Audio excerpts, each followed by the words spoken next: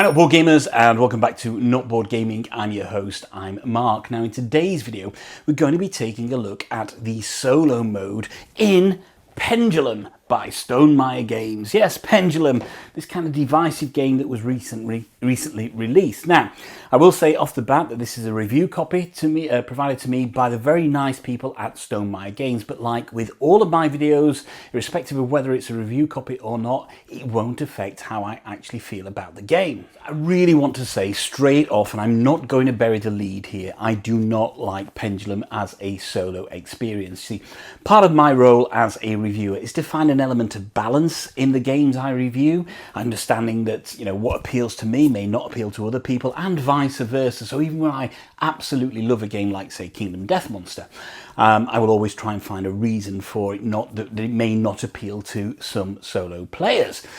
The problem with Pendulum is that it is such a broken solo experience. It really should not exist as a solo game, or even a two-player game maybe. And I think that's what I want to discuss today, is just kind of what's wrong with Pendulum, and why as an industry we've got to be careful of shoehorning solo modes into games to satisfy a growing solo market.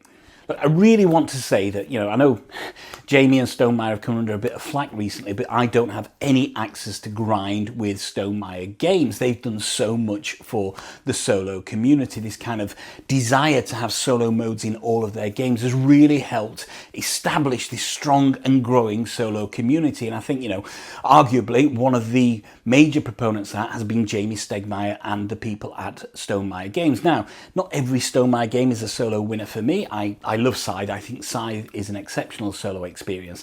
I think Wingspan is pretty good. Tapestry really started to fall off for me. Charterstone massively outstayed its welcome by about game 8, and I found Viticulture to be a chore to play. In fact, I much prefer Vinos to Viticulture, but I know some people absolutely love Viticulture. So as I say, this is not necessarily, not at all, a dig at Jamie and Stonemaier Games for the effort that they put into the solo community, but more about how Pendulum really doesn't fit into that mold. And I think the responsibility in that lies, some of it is with the game, some of it is with Jamie and Stonemaier, and some of it is down to us as a solo community and the expectations we put on publishers to provide a solo experience. So Pendulum advertises itself as a real-time, turnless 1 to 5 player kind of strategy game, a worker placement game where we are trying to maximize our moves and the time involved in taking those moves to get the most victory points and ultimately become the timeless ruler. And that's initially where the first issue comes, and this is squarely on the game. A lot of worker placement games and Euro games suffer from the fate of being relatively dry. They try to shoehorn theme into their mechanisms to create a interaction and a connection between the players and the game itself. It makes you feel like what you're doing actually matters in a game, which is effectively a resource management game. The problem with Pendulum is that it's got this big storyline that you read when you open the box and you look at the rule book. It gives you this kind of preamble about the timeless ruler and the battle for time, and in reality it feels so convoluted. From the moment I started reading that, by the time I got to say the second paragraph, I was already bored. I did not care about the theme within the game. Now, that's not coming down to how Travis Jones has designed the game. I think this is potentially down to the Stonemaier development of the game and putting this theme on the game itself. It's so detached, it's so bloated as a preamble that you lose interest fairly quickly. So the preamble to the game is on the front page of the rule book there, and as you can see, it kind of takes up this portion here. And it's full of such bloated names as Diunya, which stands for the world, Gehael, Circel, these weird names. Same with the player boards that you play, Licinia, the Alchemist, and various others. Look, if you've got a deeply thematic game, then you're going to buy into this. The problem is that once you've read this rather bloated, boring storyline, you still don't really have any indication of what the game is about. That causes a problem from the off, Because in a worker placement game, say like Viticulture, you can understand the story there. You're trying to create the best vineyard and the best winery, kind of to get the most points there. But in this, I read that and I still had no idea what this game was about. You see, what they've tried to do with Pendulum is create a game around a concept, and the concept is a real-time turnless worker placement game. But like some big Hollywood movies that potentially have a concept and don't work, think Jupiter Ascending from the Wachowski brothers, having a concept does not, and a story behind it does not necessarily make for a great game. You could argue that maybe some of Vital Lacerda games, don't have a great story behind them. They all share very similar mechanisms, but fortunately, there's just enough there to buy you into the concept of the game. And what Pendulum has with the story behind the concept is two disconnected things. The story is so bloated, the concept is so kind of basic, if you like, in terms of what it's trying to deliver, not in a bad way, but in a decent way, that you get this kind of disconnect there that just doesn't carry through to the game itself. That also then carries through when we start to look at the components of the game.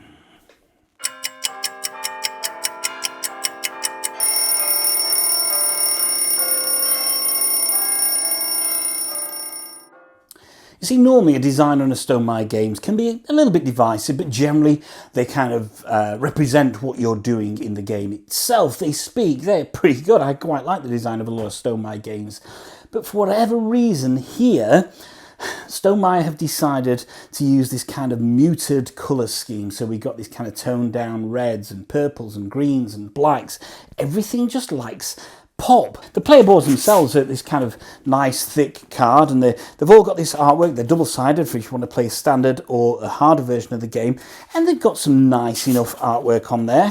But the thing is about this artwork is it doesn't kind of carry through from the story itself. I've no idea who Gamble the Briber is or Messoat the Justicer is, and despite this decent artwork, it's still kind of muted. But you get weird things on the player board, like this scroll here, or maybe this quill over here, a bag of coins up there.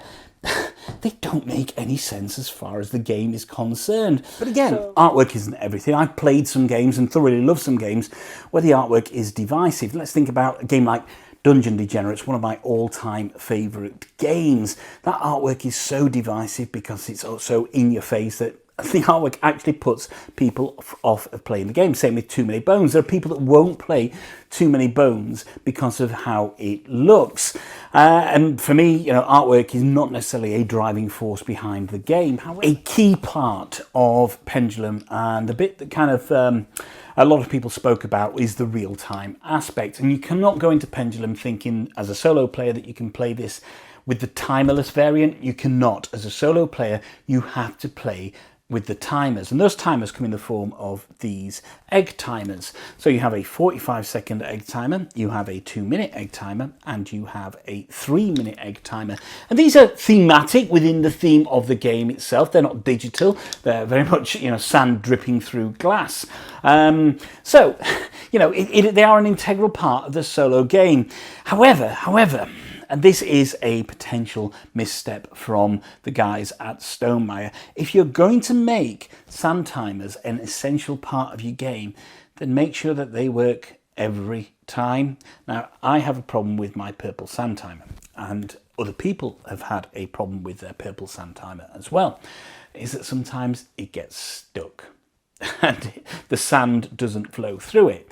And this 3-minute sand timer that you're waiting to eke down, and you maybe based your strategy around in the game, is suddenly not moving. And that's a big problem. Now, I know I could obviously go back to Stonemaier and get a replacement 3-minute sand timer from them.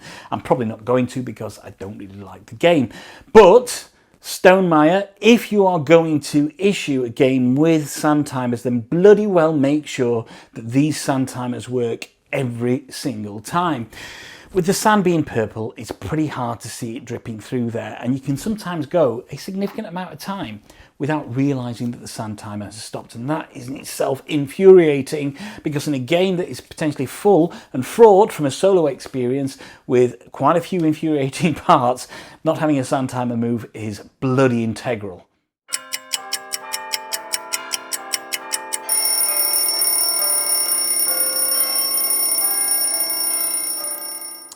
Like all Stonemaier games, then, it's a worker placement game, and what you're going to do is place your workers on the board to gain resources, which you will then use to actually effectively buy things which are going to send you up on the victory track. Now, the resources you're going to get are down here on this particular card. So let me show you here on this card. We have military, culture and gold down here, and the number down here tells you how many of these starting resources you get. You're going to get those resources to then transfer them into an element of power, which you can then move up here on this part of the track here. So this is your scoring part of the track at the top up here, and you're going to have this kind of 4 symbols on there. There's a red, blue, yellow and the grey, and those represent power for red, prestige for blue, popularity for yellow, and then the grey one is your legendary token or your legendary achievement, and that is something that you have to get, which is this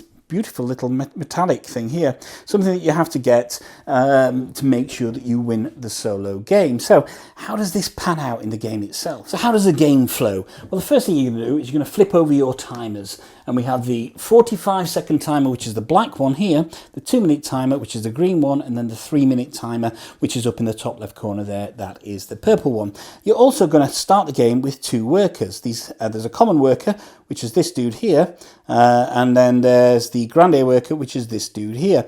And these are your pieces that you're going to put on the board to actually gain your resources. What you have to do is you have to start off by putting your workers on a row that does not have the timer on it. So, and the common worker can't go in the solo game on any of the rows that also have your AI grande workers on there. So for example, I'm going to put my common worker on this row here, which is going to get me some coin from that. And then I'm going to put my grande worker, I don't know, you can put them more or less anywhere, up here to get some red. And that's it. That's my move done there. What I now have to do to take that action is I have to wait for the timer to run down, like this black one has done at 45 seconds here, move it onto the row where your worker is, and I can now take that action. So I move him down onto there, and that is going to give me some gold, and I'm going to get 2 gold from that. I'll put that resource on my mat. That's it. That's all I can do now. I cannot move that worker until that 45-second time has gone down, and this guy can't take that action until that 2-minute timer has gone down, and then I can flip it and move it onto there. So I now play at least a 45-second waiting game. Surely that's not it. You're not having to wait for those timers to go down before you can take any actions, and almost. You see, there are some other actions you can do, and that's in the form of these stratagem cards. So each character gets their own unique set of 4 stratagem cards, and you can play these once per round. You get to reset them if you buy them back in each round, but you get to play one of these. So I could play one of my or more of my 4 stratagem cards, but that's it. So initially, in my first 45 seconds of the game, I can move my worker onto 2 spaces. I can play some stratagem cards, and that's it. Then I flip the black timer if I place my worker on one of the 45-second spaces, and I can make that move, but then I can't move him from there because I'm now waiting for that 45-second timer to run down. You see, you cannot move a worker onto or off of a space where the timer is on that row. So once you've made that move and got the benefits from that, that's it. You're waiting for the timer to run down. Surely that can't be the game. Surely there are further mitigation strategies. And there are. You see, throughout the game, you can increase the number of your grande workers and your common workers throughout the game. However, you can never have more than 2 grande workers. And I'd say those grande workers can go on any space, but the common workers cannot go on a space where one of the AI's grande workers are already. So yeah, you can potentially make up to 4 moves in any particular round, but because the time lag given whilst you're waiting for these timers to run down, you make the move, you planned it ahead, the timer runs down, you make the move, and then you're waiting again. And this is a key frustration within the solo game. I'll come on to how the AI works in a bit and how that then swallows up a little bit of your time.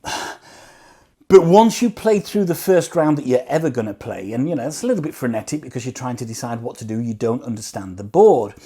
Once you play through your first round and you understand the board and what you've got to do to achieve things, making those moves takes just a couple of seconds.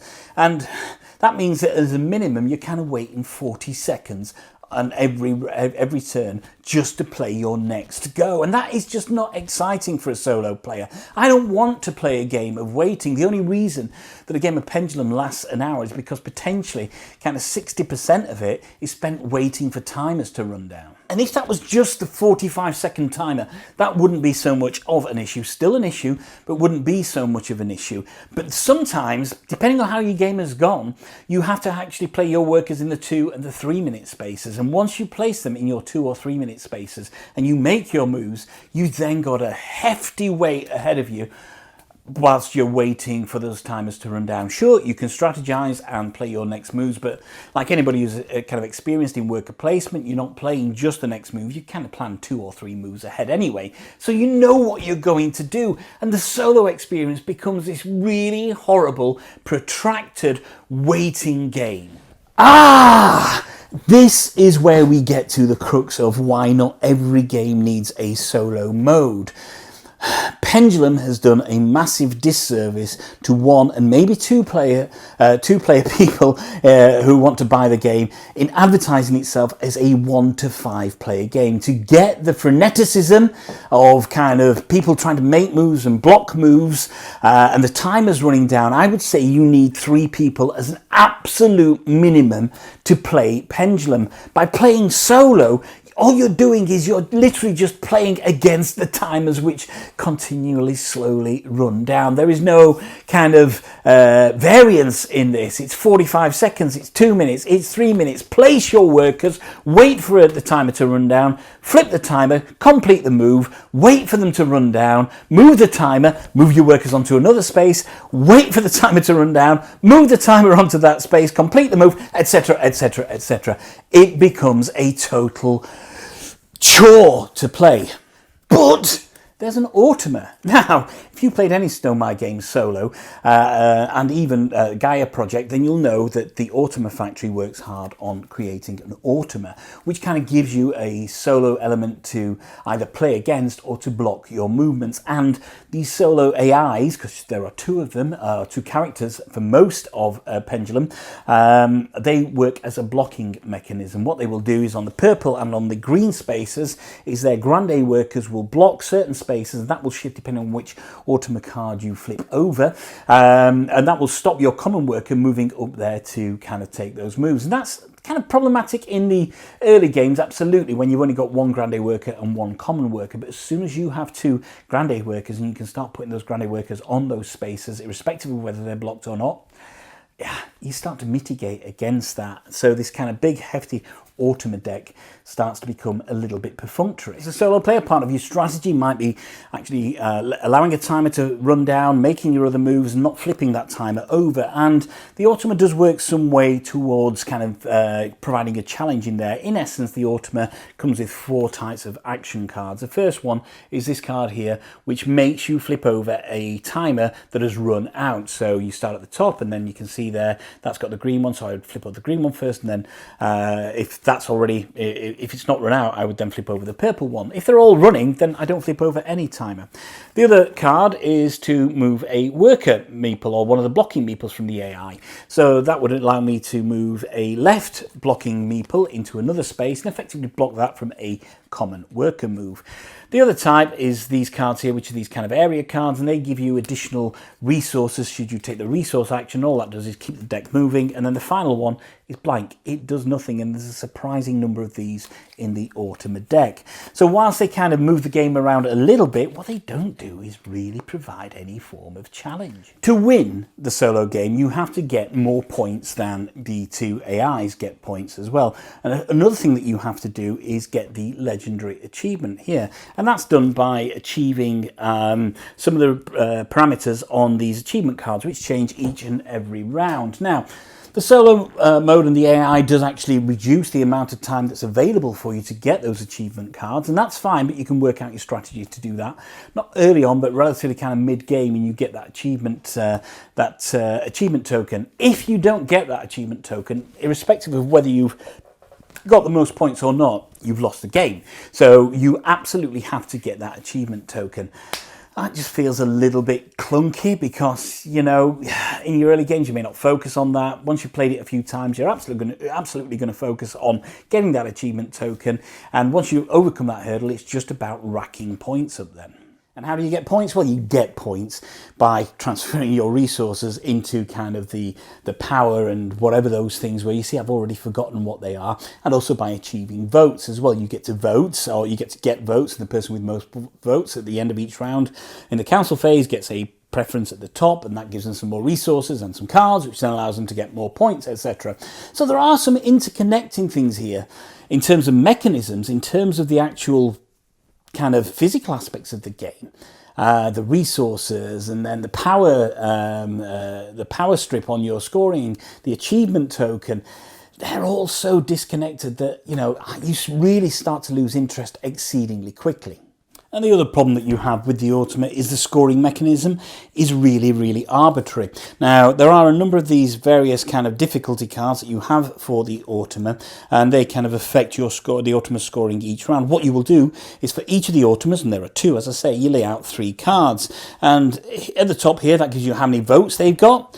Here, you've got how many victory points they've got, and they will move that along there. And same for the one below, and they will move up their tracks respectively, etc.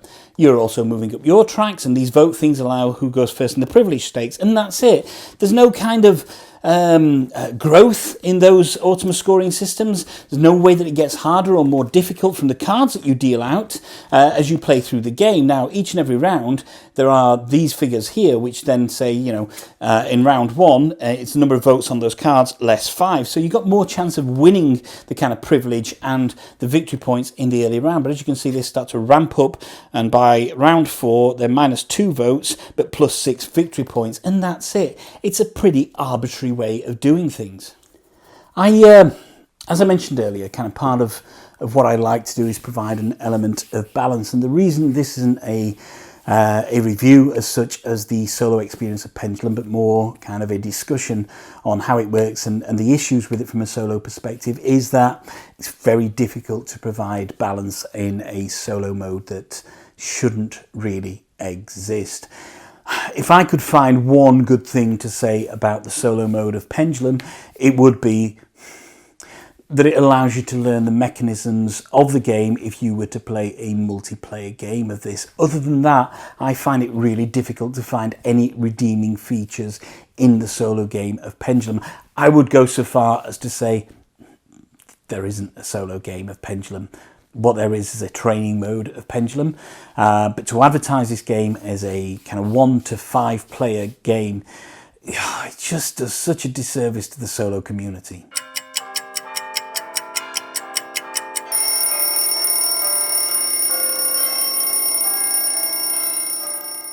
So, I mentioned earlier that kind of the fault in Pendulum and the solo mode of Pendulum lies in 3 areas. There's the game itself, there is Stonemeier's insistence on putting a solo mode in games, and then there's our desire as a solo community. And I think that is those 3 areas are really key in this. If we look at the game itself, Travis Jones, who designed the game, it's his first game as a designer.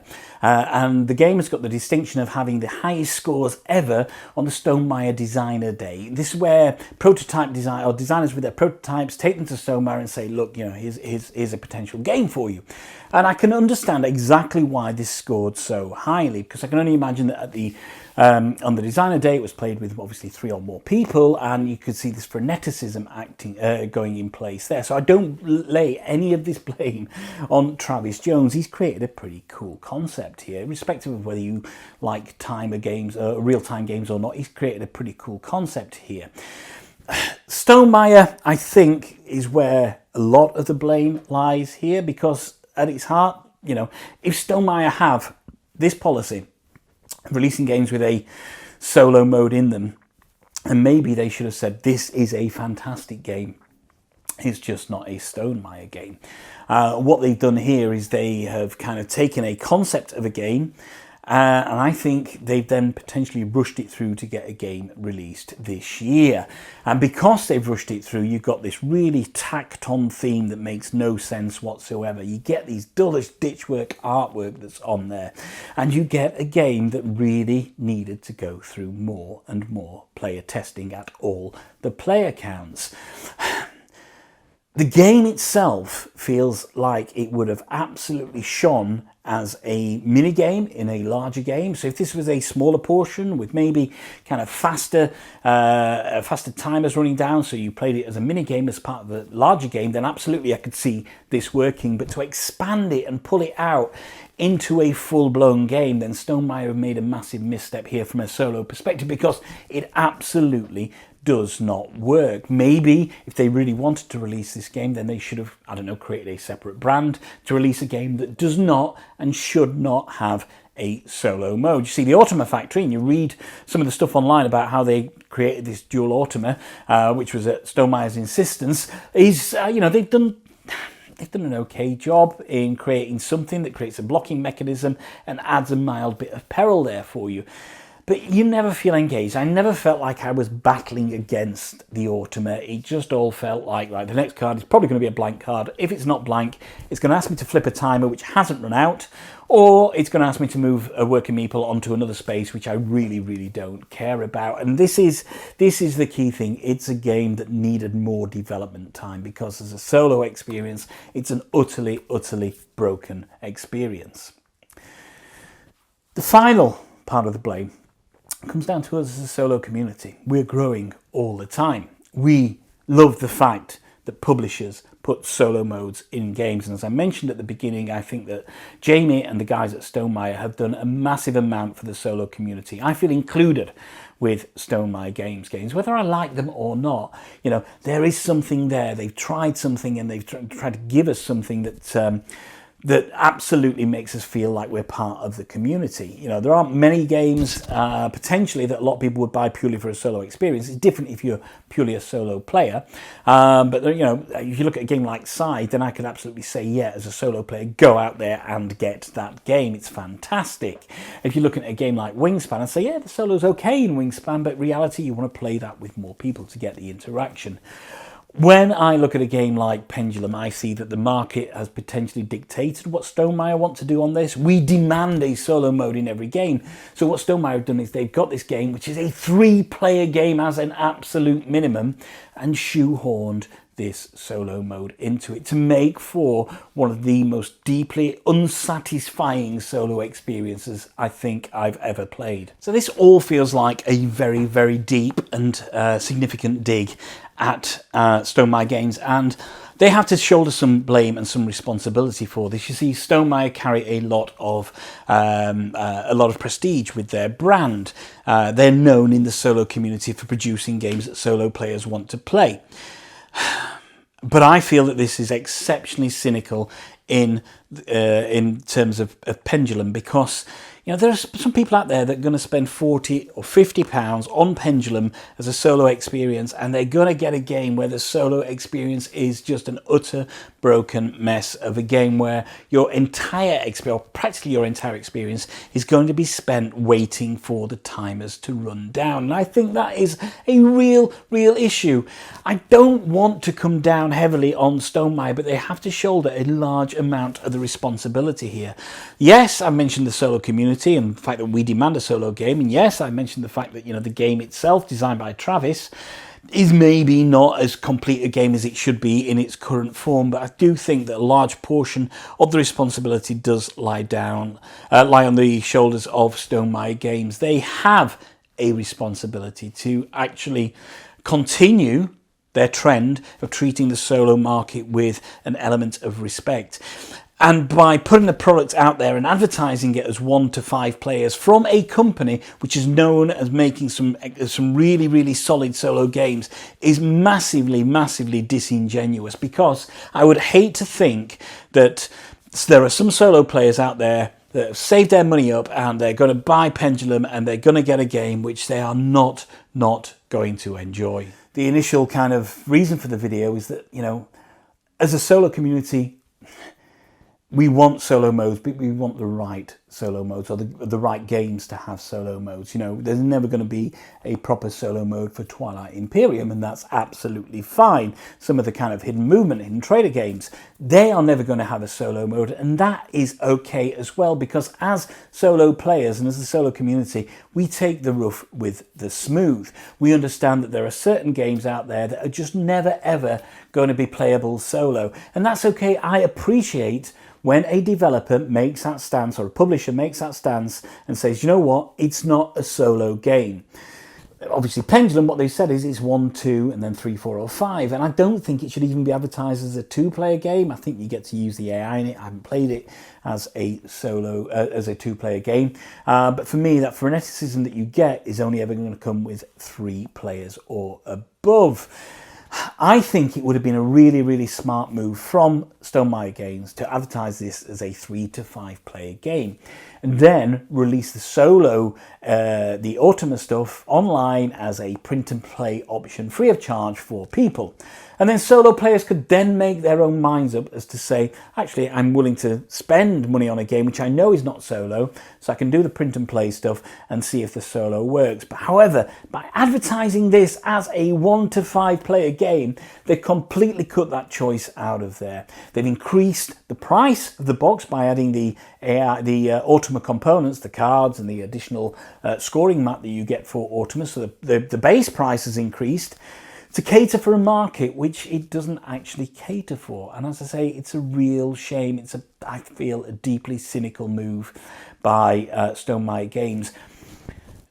Not every game needs a solo mode. Please, publishers, developers, as much as we appreciate you trying to put solo modes into games, if you're going to put a solo mode into a game, then absolutely play test the hell out of it to make sure that it gives a satisfying experience. I don't know what playtesting was like on Pendulum, as a solo player, and there's a huge solo community out there. I'm not aware that Stonemaier reached out to any of the solo community throughout the development phase and said, look, we think this might work. Would you guys mind testing it? It's a different mindset from multiplayer games.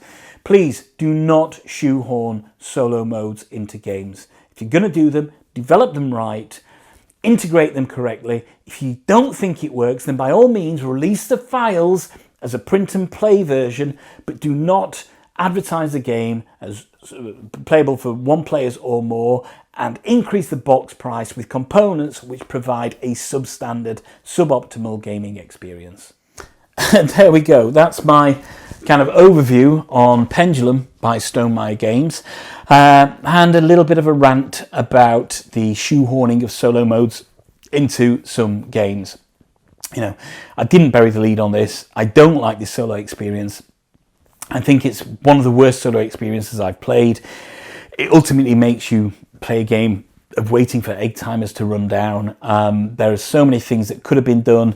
This game should not have been released as a solo experience, and as a solo game buyer, please do not buy this game purely for the solo experience. As I say, I was fortunate enough to be sent a review copy by Stonemaier Games, and for, Stonemaier are quite open in the fact that they don't necessarily look at the reviews, and they don't mind whether you post a positive or a negative or an in-between review of their games, just as long as we as content creators actively provide a story behind the game. At 3 players plus, maybe it's a great experience. I look at some of the people who played it in the community online, and I know they're having a good time with it from 3 players up. So maybe if you've got 3 players plus that you can play this with, and you like real-time games, then absolutely, maybe you want to take a punt on Pendulum. But as a solo game, as a 2-player game, you've got to be aware that if you're going to buy this game, you're going to be buying a game where you're losing key elements of the main game, and all you're doing is adding in a large element of waiting. So thank you very much for joining me and sticking with me through this kind of rundown of Pendulum Solo and my thoughts on solo modes in games. Look, my name's Mark. This is Not Board Gaming. Do remember to follow us on Facebook or on Instagram, and that's Not Board Gaming, always B-O-R-E-D. Don't forget to like and subscribe to the channel. Check out some of our other videos. And one final thought, if you can't find anybody else to play with, there's nothing wrong with playing with yourselves. Until next time.